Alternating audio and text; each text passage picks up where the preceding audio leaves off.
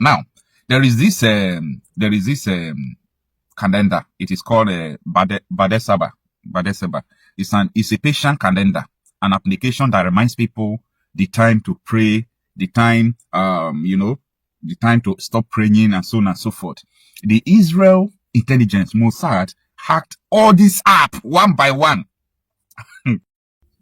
So before the deadly attack that took place, that took out this Iranian supreme leader, Ayatollah, something interesting happened. Israel's intelligence officers hacked a popular Iranian prayer app to send notification to potentially millions of phones on Saturday morning, urging the country's military personnel to defect from the region and join a fight to liberate the country. The app, Badesaba calendar, is intended to help Muslims track prayer times and has a wide reach within Iran. It has been downloaded over 5 million times from the Google Play App Store alone, not Apple and other, place of downloads. The bursts of apps notification on Saturday morning were sent to patients and including a message that help has arrived. Let me break this down for you. Israel hacked a popular Muslim prayer app, Badesaba calendar, used by millions of Iranians for Ramadan morning prayers, and turned it into their public broadcast service to the people of Iran. 3 messages came in over 30 minutes alone. By 9:52 a.m., the message came, help has arrived. 10:02 a.m., amnesty for anyone who takes up arms against this regime. 10:14 a.m., lay down your weapons or join the forces of liberation for a free Iran. So imagine if you are, getting these messages from your prayer app. Welcome back to Things They Happen. Today is Monday, March 2nd, 2026, and I hope you are ready for some real cyber violence. While everyone is talking about missiles and explosions, there is a secret war happening on your smartphone. We have just discovered how the Israeli Mossad hacked a popular Iranian prayer app to send surrender messages to millions of people right before the strikes. But that's not all. We are also looking at why Iran's billion-dollar Chinese air defense system completely failed to stop the attack. I have the full breakdown of this psychological warfare, the German connection to the missiles that actually worked, and why China might have some explaining to do. Stick around, because this is the side of the war they don't want you to see. So let's talk about Badesaba. It's a Persian calendar and prayer app used by over 5 million people in Iran to track prayer times during Ramadan. On Saturday morning, just before the deadly strike on the supreme leader, Mossad hacked the app. Imagine you are preparing for morning prayers and your phone suddenly pings with a message, "Help has arrived."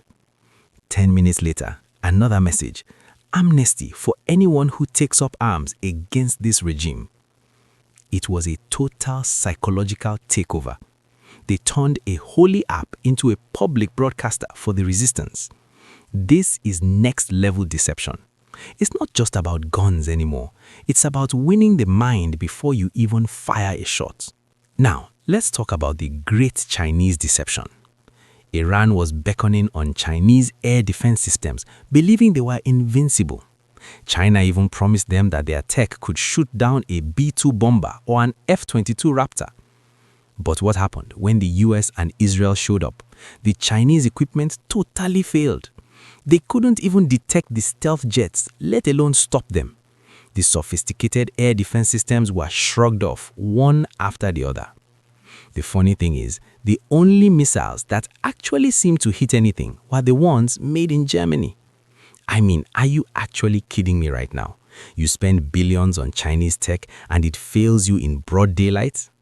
This is a lesson for every country relying on China for their military hardware. China should focus on business and leave the air defense to the pros. To understand this war, you have to understand history. Iran is the land of the ancient Persian Empire the land of Nebuchadnezzar. It used to be one of the greatest civilizations on earth. But in the 70s, this Islamic regime captured the country and changed everything. The narrator points out that this current system is not the true Iranian system. People are tired of the oppression. That's why you see some people celebrating while others mourn. The mission of the US and Israel isn't just to kill one man. It's to change the regime so the Persian people can finally be free. But it's not going to be easy because the regime's supporters will try to appoint another leader to keep the power. Wait a minute. I want to ask you a serious question. If your prayer app started sending you military messages, would you believe it or think it was a sign from God? And for my tech-savvy viewers, do you think China is to blame for Iran's defeat, or was Israel's Mossad just too fast for them? Drop your yes or no in the comments. Let's get the conversation started. And if you haven't subscribed to Things They Happen, hit that button now for the most violent tech war updates. The war is far from over, and the cyber attacks are just the beginning. History is being rewritten, and the K-leg in the Chinese equipment has been exposed for all to see. I'll keep my eyes on the updates for you. I am your host for Things They Happen. Stay informed, stay sharp, and I'll see you in the next one. One love.